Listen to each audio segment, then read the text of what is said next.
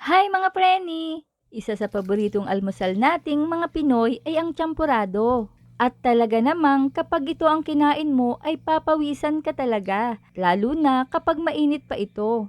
Pero ngayong araw ay iibahin natin ang version nito para naman may bago sa ating panlasa. Tara, umpisahan na natin! Gagamit tayo ng 1½ cups malagkit na bigas. Lagyan ng 3 tasa ng tubig at ibabad ito ng 1 oras. Makalipas ang 1 oras, hugasan at i-drain. At itabi muna. Meron tayong 1 piraso ng kinayod na niyog. Lagyan ng tubig. Pipigain natin ito para sa unang katas. Kukuha lang kasi tayo dito ng sapat na dami. At ihiwalay na ang sapal at salain. Magdagdag ng mas madaming tubig at gawin din ang parehong proseso para sa pangalawang katas.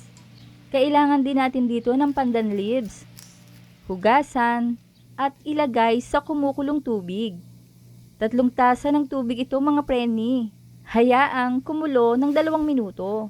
At pagkatapos ilagay na ang binabad na malagkit na bigas. Lutuin ng mga 5 minuto o hanggang sa ang tubig ay mag-reduce na. Ayan, ganito dapat. At ibuhos na ang 750 ml of coconut milk.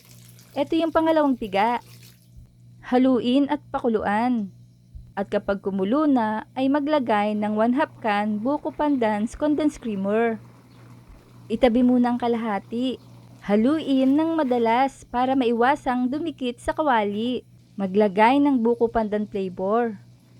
At green liquid food coloring para sa dagdag color ng ating champorado. Huwag mag-alala sa food coloring, ito naman ay gawa din sa mga prutas at gulay. Lutuin ng 2 minuto at halu-haluin para maging pantay ang pagkakaluto nito. At ngayon naman ay ibuhos na ang 300 ml coconut milk. Ito yung unang piga at magpapakrimi sa ating champorado. Haluin para kumalat. At maglagay ng asin pambalansin ng lasa. At saka natin ilalagay ang 1/2 can buko pandan condensed creamer. Sapat na ang 1 lata para sa reseping ito at tamang-tama lang ang tamis. Ayan, at ilipat na natin sa serving bowl nang matikman na. Tingnan nyo, itsura pa lang nakakatakam na. Mas gusto ko ito kaysa sa regular na champorado. At ang bango niya, grabe, at sobrang sarap pa. Try nyo.